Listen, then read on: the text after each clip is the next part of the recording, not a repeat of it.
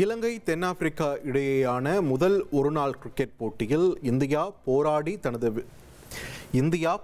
தனது வெற்றியை பதிவு செய்திருக்கிறது.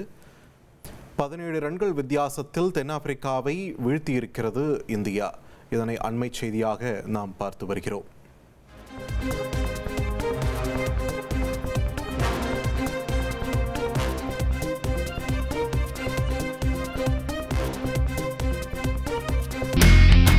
இனி செல்லும் இடமெல்லாம் செய்தி. தந்தி டிவியின் வாட்ஸ்அப் சேனலை ஃபாலோ பண்ணினா செல்ல இருக்கும் இடமெல்லாம் செய்தி. இதோ QR கோட் இப்பவே ஸ்கேன் பண்ணுங்க, ஃபாலோ பண்ணுங்க.